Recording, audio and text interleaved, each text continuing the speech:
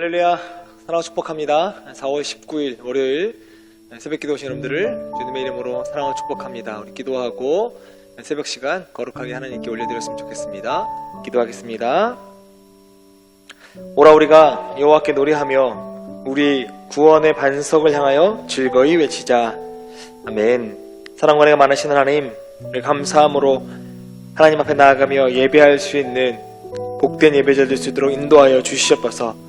하나님이 찾으시는 예배자, 신령과 진정으로 예배하는 예배자, 하나님만 예배하는 예배자 될 수 있도록 사랑하는 약대 모든 성도님들을 축복하여 주시옵소서.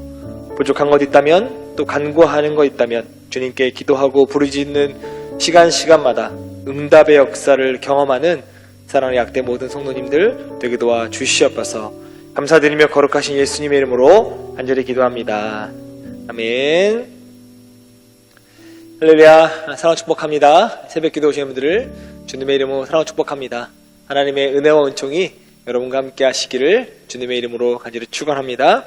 오늘은 출애굽기 8장 16절부터 32절까지 말씀 갖고 여러분과 함께 은혜를 나누고자 하는데요. 특별히 오늘은 20절부터 23절 그 부분을 중심적으로 이야기하려고 합니다. 우리 본문의 내용을 보면 본문은 애굽에 내리신 하나님의 네 번째 재앙이 나옵니다. 그러니까 저희가 벌써 주말 동안 첫 번째, 두 번째, 세 번째 재앙이 끝나고 나서 오늘 본문은 네 번째 재앙, 파리 재앙에 대해서 말씀하고 있습니다.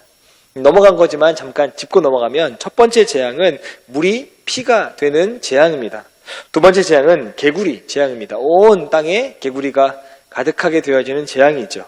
세 번째 재앙은 이 재앙입니다. 모든 것들에게 이가 내리는 재앙입니다.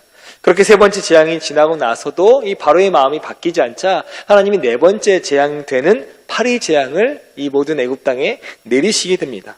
계속해서 재앙이 임하게 된다라고 하는 건 왜일까 보면 말씀에 순종하지 않고 바로가 계속 자기 마음대로 하게 되고 그래서 바로로 인해서 애굽 땅에 이러한 재앙들이 계속 넘치게 됐다라고 이야기할 수 있습니다. 그런데 그 와중에서도 하나님은 이스라엘 백성들이 살고 있는 그 고센 땅 그리고 이스라엘 백성들을 지키시고 보호하시고 그 재앙이 그들에게 임하지 않을 수 있도록 함께 하신다라고 하는 걸 알 수 있습니다. 즉 이 본문은 굉장히 중요한 본문입니다. 왜냐하면 하나님의 구속사역의 이중적 성격을 보여주고 있기 때문에 굉장히 중요하다라고 이야기할 수 있습니다. 즉 하나님께서는 믿지 않는 자들에게는 심판을 내리시지만 자신을 믿고 따르고 의지하고 특별히 예배하고 있는 자신의 예배자들에게는 구원의 은혜를 내리신다. 심판이 아니라 구원의 은혜를 내리고 계신다라고 하는 걸 꼭 기억하시기를 바랍니다. 21절 보시면 하나님께서 바로가 이스라엘 백성을 보내지 않으면 8일 때를 보내어서 이 애굽의 온 집과 온 땅에 가득할 거다라고 예고하세요. 말씀하십니다. 선택할 수 있었습니다. 이스라엘 백성들을 보냈다면 이 지금 첫 번째, 두 번째, 세 번째 아니 오늘 이 네 번째 재앙이 파리 재앙이 오지 않을 수도 있었습니다. 그러나 바로가 이스라엘 백성들을 보내지 않아요. 그러면 그렇게 생각할 수 있습니다. 왜 계속 하나님은 이스라엘 백성들을 탈출시키시고 싶으셨을까? 왜 그리고 보내지 않는 바로를 향해서 엄중한 심판을 하셨을까? 라고 하는 거죠. 바로 그겁니다. 이스라엘 백성들은 하나님의 소유였기 때문이라고 하는 거죠. 하나님의 소유인 이스라엘 백성들을 하나님께서 돌려받기로 하는 건 당연한 겁니다. 내 것이기 때문에 내가 다시 돌려받는 건 당연합니다. 그런데 그걸 바로가 거부하는 거죠. 즉 바로는 이스라엘 백성들이 자기 건 줄 알았어요. 노예이기 때문에 자기 마음대로 다뤄도 된다고 생각했고 물건처럼 취급했고 그래서 내 것이라고 생각했습니다. 누구 건데요?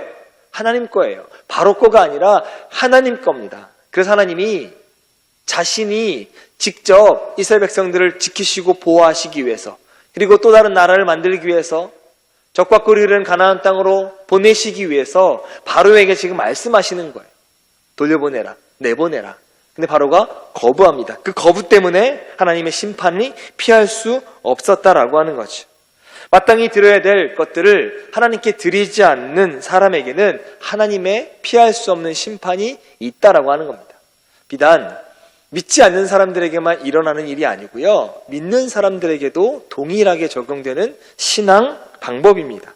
하나님의 백성들도 마땅히 하나님께 바쳐야 할 하나님의 것을 바치지 않는다면 바로와 같은 이 엄중한 심판 피할 수 없게 됩니다.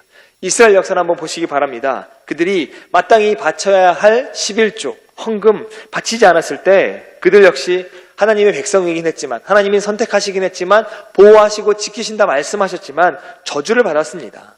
여기 물질만 이야기하는 게 아닙니다. 물질만 갖고 이야기하는 것이 아니고요. 우리가 가진 건강, 우리가 가진 지식, 우리가 가진 시간 등등 하나님께서 우리에게 주신 모든 것, 우리 것이 아니라 바로 하나님의 것이기 때문에 하나님이 달라고 하시면 드리는 것, 돌려드리는 것 당연합니다. 그 모든 것들이 하나님께서 잠시 우리에게 맡겨주신 것이기 때문에 하나님이 원하시면 우리는요, 돌려드리는 삶을 사는 것. 그것이 바로 올바른 믿음 생활인 줄 믿습니다. 사랑하는 약대의 모든 성도님들은 하나님께서 원하실 때 여러분께서 가진 모든 것들을 하나님께 아낌없이 드림으로 하나님께 칭찬받는 지혜로운 하나님의 선한 청지기가 되시기를 주님의 이름으로 간절히 축원합니다.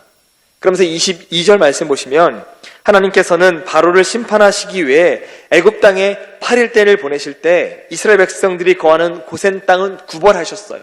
거기는 8일대가 임하지 않게 했고요. 그 땅은 재앙이 임하지 않을 수 있도록 하나님께서 보호하셨다라고 하는 겁니다. 바로 이 말씀을 거역하는 악한 애굽 심판하시는 가운데서도 하나님의 백성은 심판의 화를 면할 수 있다라고 하는 걸 말씀해 주고 있습니다. 이 영적인 의미는 하나님께서 이 마지막 때에 악한 세상을 분명히 심판하심에도 불구하고 자신이 선택하고 또 자신이 지키고 또 나 자신을 예배하는 하나님의 백성들은 구원해 주시고 보호해 주시고 심판에 이르지 않고 은혜의 구원을 경험할 수 있도록 해주신다라고 하는 말씀입니다. 보세요. 노아의 시대가 악하다고 성경이 이야기합니다. 근데 누구를 보호하십니까? 방주를 통해서 노아의 가족들을 지키시고 보호하십니다. 소돔과 고모라가 가장 악하다고 이야기하는 시기이고 도시입니다. 그럼에도 불구하고 하나님은 의인이었던 롯을 통해서 롯을 구원하게 하십니다. 세상 사람들은 심판하고 불기둥으로 심판하고 물로 심판하시지만 하나님은 자신을 예배하고 있는 또 마음에 합당한 믿음을 갖고 있는 의인인 노아와 롯 등등 많은 사람들을 그 시대 가운데서도 구원해 주시고 구원의 은혜를 경험하게 해 주신다라고 하는 거죠. 이처럼 하나님의 백성은 어떤 심판의 상황에서도 결코 멸망받지 않는 줄 믿습니다. 이것은 예수님께서 다시 오셔서 세상을 심판하실 때도 마찬가지입니다. 그때는요, 하나님께서 모든 죽은 자들까지 다 심판하시고 악한 자들을 영원히 꺼지지 않는 유황 물에 던지실 겁니다. 그리고 그 속에 던져진 자들 죽을 수도 없는 영원한 고통에 처하게 되죠. 생각만 해도 여러분 끔찍하고 두려운 심판입니다. 근데 여러분 걱정하시거나 두려워하실 필요가 없습니다. 하나님께서 세상을 심판하실 때 누구를 심판하지 않으시냐면 자기 백성은 심판하지 않으세요. 자신을 예배했던 하나님의 백성들은 심판하지 않으십니다. 오히려 그때 하나님은 심판받는 자들로부터 자기 백성들을 구원하시고 그들을 영원한 생명의 안식처로 옮겨주실 줄 믿습니다. 거기는요, 죽음과 고통이 없는 영원한 하늘나라, 축복된 삶을 누리는 하나님이 계신 천국인 줄 믿습니다. 사랑하는 약대 모든 성도님들, 이것이 하나님의 백성된 자들만 누릴 수 있는 특권이고요, 은혜입니다. 그러면 여러분들도 하나님의 백성이기 때문에 이 특권과 은혜를 누릴 수 있는 줄 믿습니다. 그러므로 이 세상을 살아갈 때에 심판 날에 누릴 특권과 축복 바라보면서 여러분 자그마한 일들에 믿음 흔들리지 않기를 주님의 이름으로 부탁을 드립니다. 그래서 어떤 상황이 온다 할지라도 그 믿음을 갖고 승리하시기를 주님의 이름으로 축원합니다. 오늘은 말씀 한 구절 읽고 설교를 마치려고 합니다. 베드로전서 1장 5절입니다. 하나님께서는 여러분의 믿음을 보시고 그의 능력으로 여러분을 구원해 주시며 마지막 때에 나타나기로 되어 있는 구원을 얻게 해 주십니다. 아멘. 뭐라고요? 여러분의 믿음을 보시고 우리를 보호해 주신다라고 말씀하고 있습니다. 어떤 상황에서도 흔들리지 마세요. 어떤 상황에서도 넘어지지 마세요. 어떤 상황에서도 하나님만 예배하는 예배자로 살아가시기를 주님의 이름으로 간절히 축원합니다. 주님께서 붙으실 줄 믿습니다. 기도하겠습니다.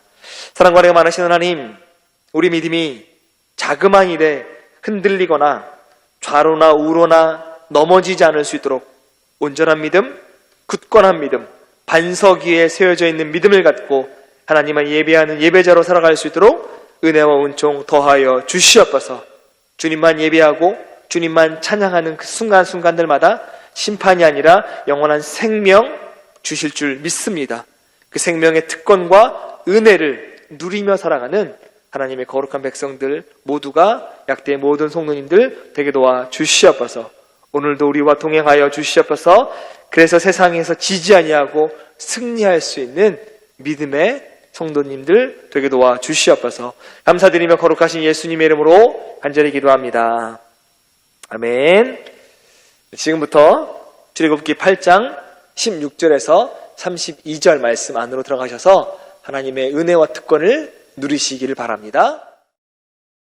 여호와께서 모세에게 이르시되 아론에게 명령하기를 네 지팡이를 들어 땅에 티끌을 치라 하라. 그것이 애굽 온 땅에서 이가 되리라. 그들이 그대로 행할새 아론이 지팡이를 잡고 손을 들어 땅에 티끌을 치매 애굽 온 땅의 티끌이 다 이가 되어 사람과 가축에게 오르니 요술사들도 자기 요술로 그같이 행하여 이를 생기게 하려 하였으나 못하였고 이가 사람과 가축에게 생긴지라 요술사가 바로에게 말하되 이는 하나님의 권능이니이다 하였으나 바로의 마음이 완악하게 되어 그들의 말을 듣지 아니하였으니 여호와의 말씀과 같더라. 여호와께서 모세에게 이르시되 아침에 일찍 일어나 바로 앞에 서라. 그가 물이 있는 곳으로 나오리니 그에게 이르기를 여호와께서 이와 같이 말씀하시기를 내 백성을 보내라. 그러면 그들이 나를 섬길 것이니라. 내가 만일 내 백성을 보내지 아니하면 내가 너와 네 신하와 네 백성과 네 집들의 파리떼를 보내리니 애굽 사람의 집집에 파리떼가 가득할 것이며 그들이 사는 땅에도 그러하리라. 그날에 나는 내 백성이 거주하는 고센 땅을 구별하여 그곳에는 파리가 없게 하리니 이로 말미암아 이 땅에서 내가 여호와인 줄을 내가 알게 될 것이라. 내가 내 백성과 네 백성 사이를 구별하리니 내일 이 표징이 있으리라 하셨다 하라. 하시고 여호와께서 그와 같이 하시니 무수한 파리가 바로의 궁과 그의 신하의 집과 애굽 온 땅에 이르니 파리로 말미암아 그 땅이 황폐하였더라. 바로가 모세와 아론을 불러 이르되 너희는 가서 이 땅에서 너희 하나님께 제사를 드리라. 모세가 이르되 그리하면 부당하니이다. 우리가 우리 하나님 여호와께 제사를 드리는 것은 애굽 사람이 싫어하는 바인지 우리가 만일 애굽 사람의 목전에서 제사를 드리면 그들이 그것을 미워하여 우리를 돌로 치지 아니하리이까. 우리가 사흘길쯤 광야로 들어가서 우리 하나님 여호와께 제사를 드리되 우리에게 명령하시는 대로 하려 하나이다. 내가 너희를 보내리니 너희가 너희의 하나님 여호와께 광야에서 제사를 드릴 것이나 너무 멀리 가지는 말라. 그런즉 너희는 나를 위하여 간구하라. 내가 왕을 떠나가서 여호와께 간구하리니 내일이면 파리떼가 바로와 바로의 신하와 바로의 백성을 떠나려니와 바로는 이 백성을 보내어 여호와께 제사를 드리는 일에 다시 거짓을 행하지 마소서. 모세가 바로를 떠나 나와서 여호와께 간구하니 여호와께서 모세의 말대로 하시니 그 파리떼가 바로와 그의 신하와 그의 백성에게서 떠나니 하나도 남지 아니하였더라. 그러나 바로가 이때에도 그의 마음을 완강하게 하여 그 백성을 보내지 아니하였더라.